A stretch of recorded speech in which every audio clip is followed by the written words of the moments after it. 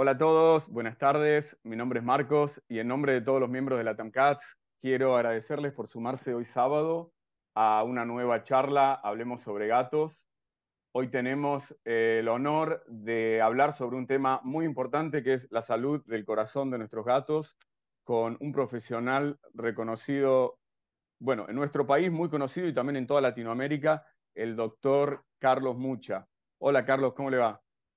Marcos, ¿cómo estás? ¿Bien? Saludo para Bien, todos. muchas gracias por aceptar nuestra invitación, por dedicarnos un tiempo hoy sábado para hablar de este tema del cual muchos criadores hemos escuchado hablar, que son las cardiomiopatías, pero antes de comenzar, a mí me gustaría que nos cuente o que nos describa esta enfermedad. Perfecto, les cuento más o menos. Desde un punto de vista cardíaco, como pasa en las personas, básicamente dos posibilidades de problema. Una es que un gatito, como una criatura, nazca con un problema cardíaco ya de nacimiento. Eso sería una enfermedad cardíaca congénita, que nace con la criatura, con el gatito. O la otra opción es que el animal durante su vida, lamentablemente, desarrolle una cardiopatía, como una persona adulta. En ese caso sería una cardiopatía de tipo adquirido. Es decir, yo puedo tener un cachorrito con una enfermedad de nacimiento o que en el paso del tiempo ese gatito desarrolle una enfermedad. Doctor, yo voy a ir leyendo algunas de las preguntas que va dejando la gente ahora en el chat y los invito a dejar más preguntas aquí abajo. El doctor, cuando tenga un momento, puede evacuar además cualquier duda o cualquier pregunta que yo no lea ahora, pero una de las que más se repite es si las cardiomiopatías son solo de los gatos de raza. Claro, normalmente uno está o piensa que está muy asociado con animales de raza. La realidad es que puede afectar a cualquier tipo de gatito. A ver, nosotros hace más de 25 años que hacemos cardio en felinos. Y antes para nosotros era únicamente una enfermedad cardíaca que se podía presentar en qué? En algún siamés, en algún persa, ¿m? O en animales como llamamos normalmente sin raza definida, o europeos de pelo corto. Cuando ha pasado el tiempo y hoy lo vemos mucho más en animales de raza, principalmente por el crecimiento que ha tenido el tema del desarrollo de la medicina felina y los animales de raza dentro del tema de felinos. Realidad, puede afectar a cualquier tipo de animal, cualquier tipo de gato, pero hay gatitos que tienen mayor predisposición. Hay unas razas específicas, principalmente Maine Coon, Ragdoll, Sphinx, británicos de pelo corto, pero en realidad cualquier gatito puede ser afectado por un problema cardíaco, tanto de nacimiento o desarrollado en el tiempo.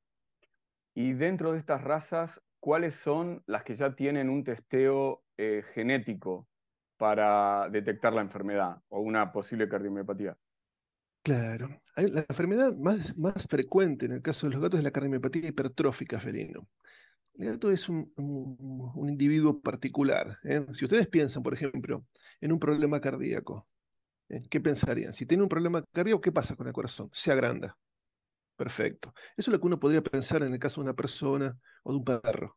El caso del gatito, como es particular, tiene otro tipo de cardiopatía. En ese caso, lo que va a pasar es que las paredes del corazón se comienzan a hipertrofiar, a engrosar. Se ponen más gorditas las paredes del corazón, dando lo que se llama cardiomiopatía hipertrófica, que es la cardiopatía más frecuente en el caso de los gatitos. El tema para tener en cuenta, ¿hay razas en que uno podría hacer un testeo previo? Sí, básicamente dos, Maine Coon y Ragdoll, en donde tengo las pruebas que se pueden realizar acá, y básicamente lo que busco es, ¿existe algún tipo de indicio o de prueba genética que me pueda determinar o dar una pauta en relación a la posibilidad que pueda desarrollar la patología, que se engrosen las paredes? Entonces, de ese modo, hago un testeo y puedo tener animales en que sean libres de la enfermedad, como lo que se busca. Pero un detalle mínimo, pero importante. Que sea un gatito Maine con un ragdoll negativo a CMH, no significa que no la pueda desarrollar. Esta es una enfermedad en realidad que es una enfermedad tipo poligénica. Intervienen muchos factores.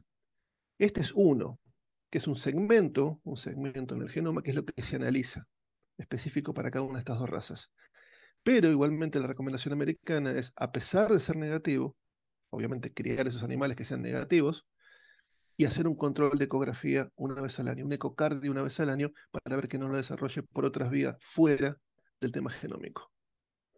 O sea que para que a los que están participando ahora de la charla les quede claro, solo hay un testeo genético para pocas razas y a pesar de que Sí, este testeo genético indique que el gato es negativo, lo mismo el criador debería hacer un ecocardiograma, ¿no? la recomendación americana es utilizar animales negativos, Sí, ACMH, y hacer un control una vez por año igualmente de ecocardio.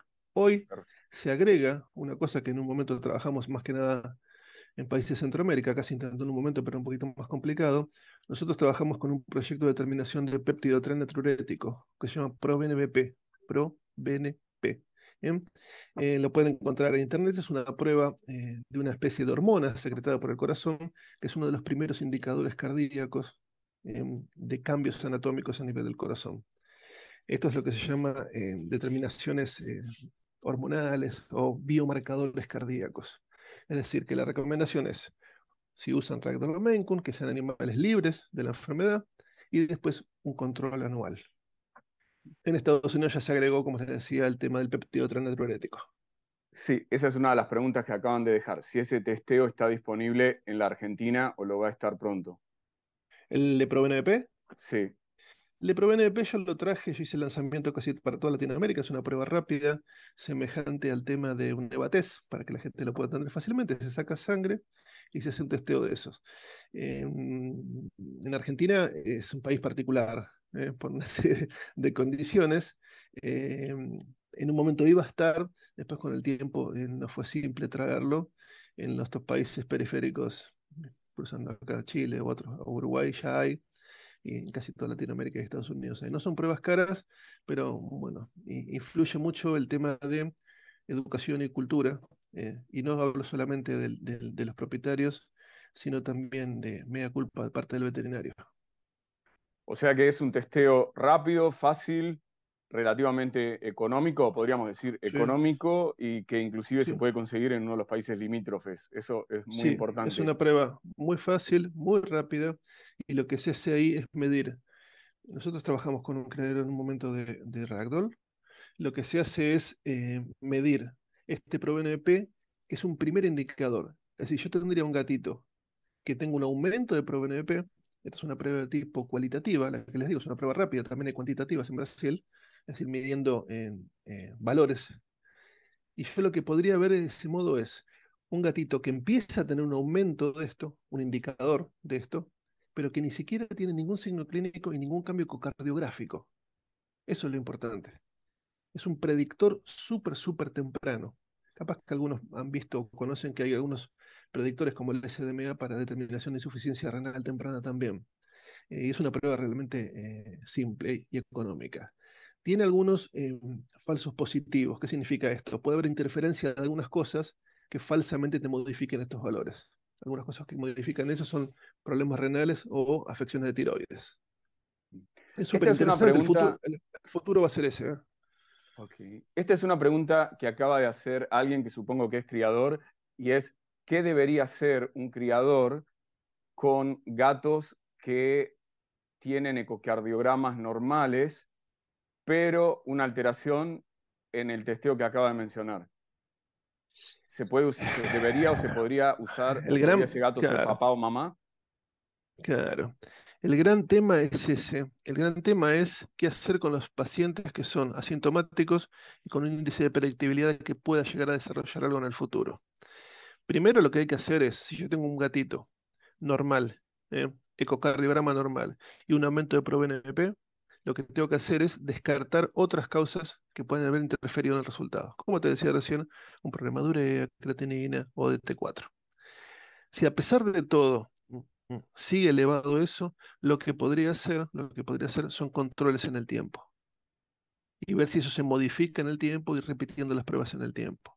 Em, Teóricamente ese es un paciente que no va a requerir en esa etapa ni siquiera ningún cambio en dieta o en medicamentos, no va a requerir nada. O sea que teóricamente podría ser un paciente apto para reproducción, pero teniendo en cuenta que pudiera en un futuro desarrollar una cardiopatía hipertrófica.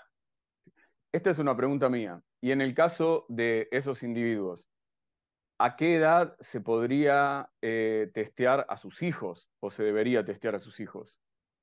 A ver, hay una cosa que es testeos, ya hablando como los que le digo de biomarcadores cardíacos.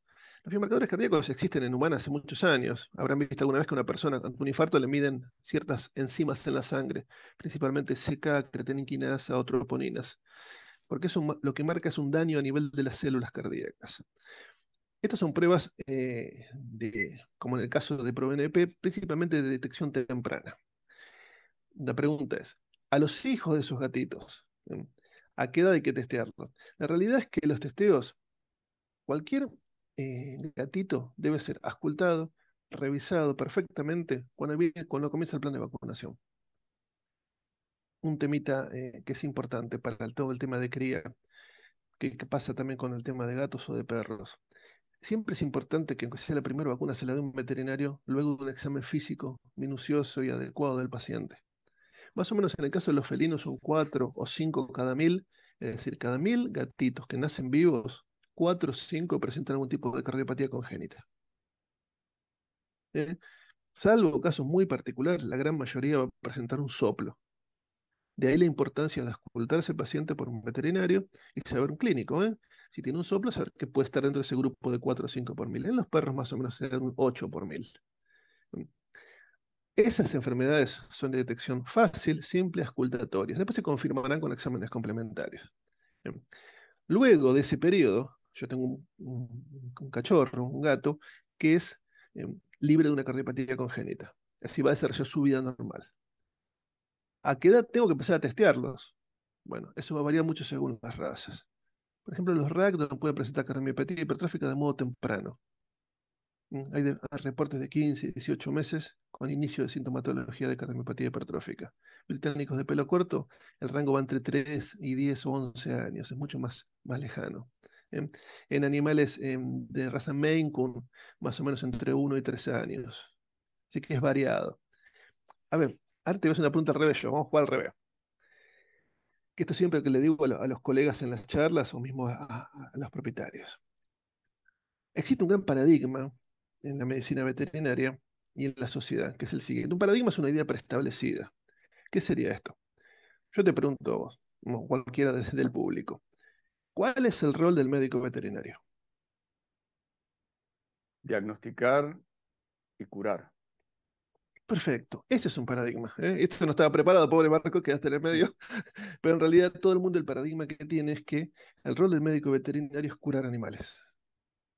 El rol del médico veterinario hoy en el 2022, teniendo un vínculo tan fuerte entre los animales y la gente, ¿eh? Iba a decir animales y mascotas, pero iba a ser que la mascota somos nosotros al final, me parece más que ellos. ¿eh? El rol del médico veterinario hoy no es más curar animales, porque las chances de poder realmente curar a un paciente son bajas. El rol del médico veterinario hoy es prevenir enfermedades, estar atento a los primeros signos antes que se desenvuelvan. No es llegar un gatito con una insuficiencia renal de 5 de creatinina y un daño renal del 80%. Yo lo que tengo que llegar es anticiparme a la situación. Ese es el paradigma. El rol del médico veterinario y el rol de la gente o del criador o del dueño de de un animalcito es buscar calidad y cantidad de vida. Que su perro, su gato vivan mucho y vivan bien, previniendo las enfermedades, estando atento a los signos. Y esto es algo que se repite o que nos han repetido todos los profesionales que nos hablan de la salud de los felinos, porque, bueno, la medicina preventiva, más aún en los gatos que muchas veces esconden todos sus síntomas y a veces es demasiado tarde cuando el tenedor o el tutor encuentra el síntoma. Hablando de síntomas, otra de las preguntas es: ¿cuáles son los síntomas visibles de un problema cardíaco en un gato? ¿A qué Allá debemos pasamos a estar atentos con claro, un gato que tenemos en nuestra casa? allá pasamos a una segunda etapa, la presencia de signos clínicos. Yo voy a tener un paciente en una enfermedad cardíaca durante una etapa larga, que puede a veces ser 14, 16, 20, 2 años o más, de un problema cardíaco en donde el mismo organismo lo compensa. Es decir, ese animal comienza su problema cardíaco, por ejemplo, una cardiomiopatía hipertrófica, o una cardiomiopatía restrictiva, o una dilatada, comienza a juntar a veces líquido en las pleuras, o trabaja más rápido el corazón, pero ese animal no tiene ningún tipo de sintomatología, yo no veo nada, hasta un punto de quiebre, que es signos clínicos. Signos clínicos significa que el paciente pasa a tener ahora insuficiencia cardíaca congestiva, congestiva. Pasó un tiempo muy largo, que ahí tiene que estar el rol del veterinario, y ahí tiene que estar el rol del propietario o tenedor, para llegar luego a un punto de descompensación. En la descompensación, ¿qué voy a notar? Variables, dificultad respiratoria. El gato particularmente, como es un animalito mucho más tranquilo, más sedentario, quizás no note tanto los cambios de intolerancia al ejercicio. ¿Bien?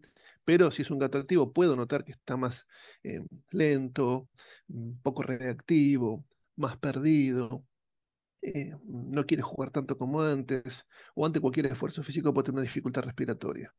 O lamentablemente, otra cosa que puede pasar, que pasa en los felinos, pero no en los caninos, y sí pasa en el hombre, es que los gatitos pueden tener un fenómeno de hipercoagulabilidad y formar trombos o coágulos. Entonces, muchas veces el primer signo que la gente nota es que el gatito pega un grito y comienza a arrastrar el tren posterior. Camina como una foca. No puede mover las patitas porque se forma un trombo, un coagulito, que fue por la aorta y le tapó las dos patitas de atrás. Entonces es un signo muy, muy frecuente, eso que se llama parálisis de tren posterior por un tromboembolismo aórtico. Pero para llegar a eso, tengo que pasar 2 años o más tiempo de algún problema de base. Yo siempre se lo digo a los colegas, ¿qué hago yo esos 2 años? ¿Espero que el paciente se descompense o me anticipo a la situación con un diagnóstico precoz? Y por eso es tan importante de parte nuestra también como tenedores visitar al veterinario frecuentemente y pedir una auscultación. Es que el rol del veterinario es un rol educativo, cultural, social hoy. Sí. Es un rol educativo, debe ser eso. Doctor, otra pregunta que acaban de dejar dice si el líquido en los pulmones puede ser también un síntoma de un problema cardíaco.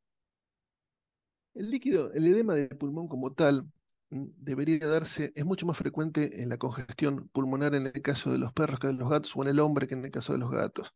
Pero ante un problema en donde yo tengo una insuficiencia en una, sin meterme muy fino, ante un problema izquierdo, vamos a hacerlo más fácil todavía, ante un problema izquierdo, ejemplo, una cardiopatía hipertrófica, muchas restrictivas, dilatadas también, que en el último tiempo estamos viendo más dilatadas por cambios asociados con la dieta, yo puedo tener un aumento de la presión y más líquido en los pulmones.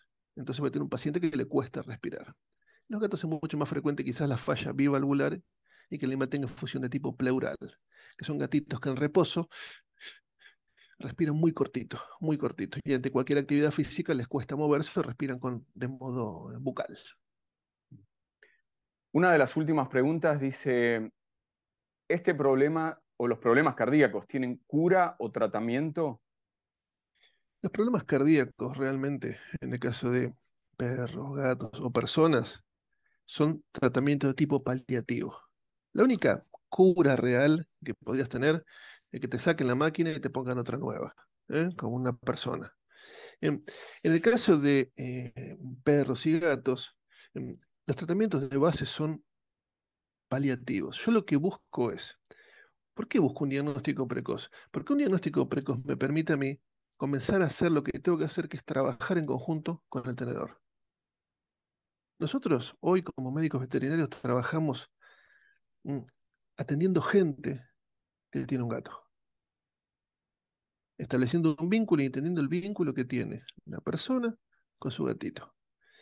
Y es fundamental esto, ¿por qué? Porque muchas veces un gatito que comienza con un problema cardíaco debe tomar por lo menos a veces 3 pastillas al día. Entonces ahí empieza el tema. Conciencia, confianza, vínculo, seguimientos, controles. Los tratamientos son paliativos. ¿Qué me permiten en el tiempo? Calidad y cantidad de vida.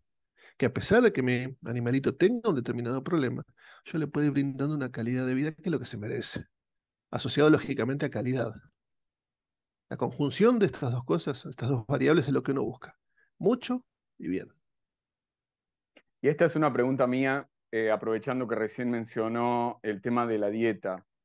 Eh, ¿Cuáles son estos problemas cardíacos relacionados a la dieta del gato?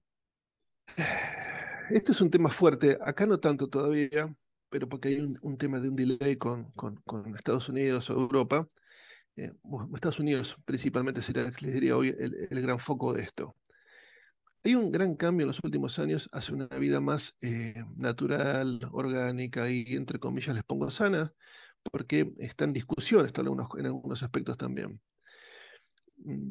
Si hacen un seguimiento de FDA, que es el ente regulador en Estados Unidos de alimentos y drogas, la administración, van a ver que hay algunos casos en gato, pero ya hay varios casos en perros, asociando alteraciones dietéticas, principalmente eh, van a encontrar que se llaman dietas de tipo BEG, que se llaman boutique, exóticas y grain free, y libres de granos.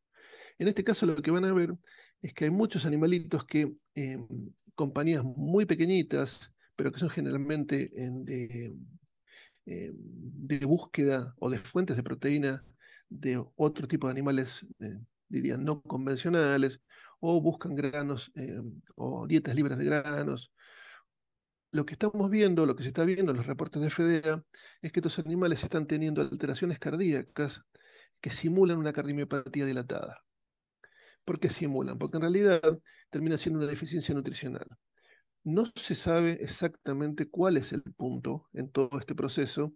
No se sabe si es un proceso de la formulación del alimento, del proceso de elaboración, del mantenimiento, si hay contaminaciones secundarias. No se sabe claramente, pero ya hubo en Estados Unidos hace casi 5 años atrás, empezaron el tema de denuncias en FDA por alteraciones cardíacas asociadas con dieta. ¿Qué va a pasar en los últimos tiempos o qué es lo que va a pasar?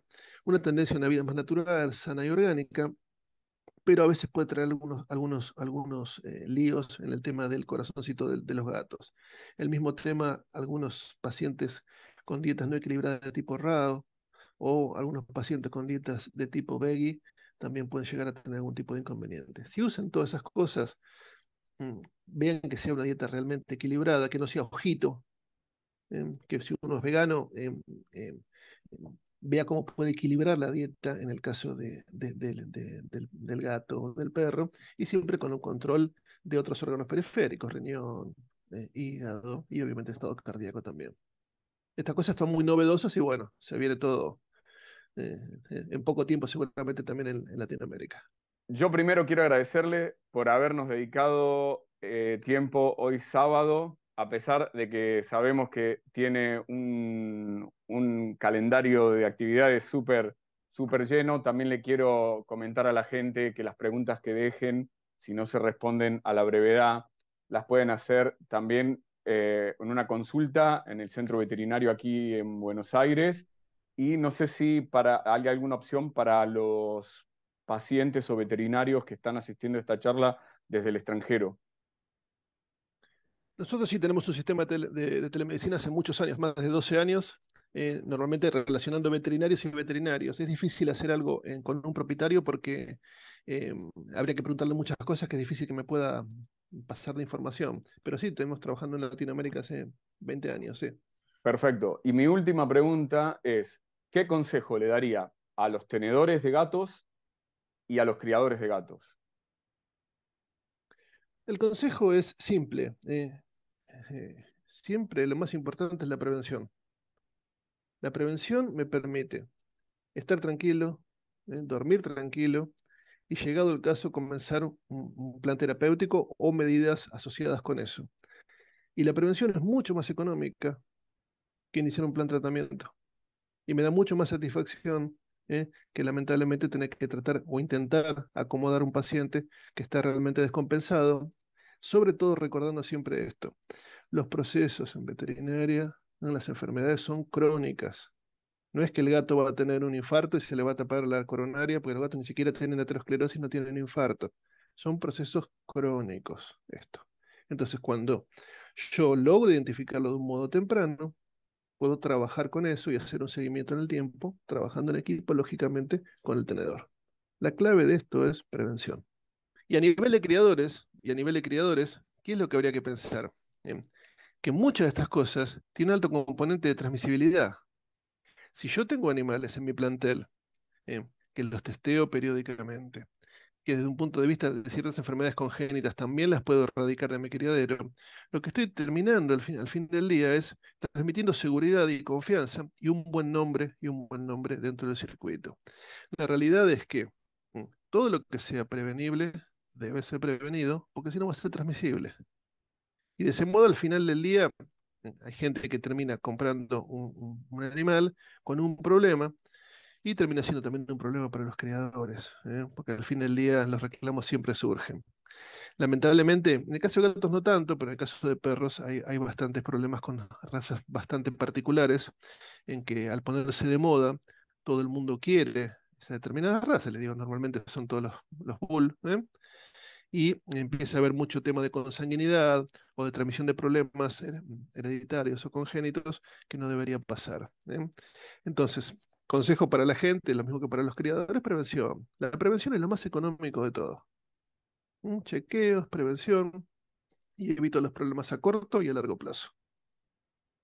Muchísimas gracias, doctor. Yo quiero invitar a la gente a seguir estos consejos, recordarle a los criadores que es muy simple la manera de testear para problemas cardíacos, además es económico y para los criadores que están en el extranjero, también recordarles que es económico y es simple en otros países y para los médicos veterinarios que quieran tener una interconsulta con usted, vamos a dejar los datos después de la charla. Muchísimas gracias y gracias a todos por sumarse y el sábado próximo tenemos otra charla. Gracias, Carlos. Saludos y lo mejor. Buen sábado, ¿eh?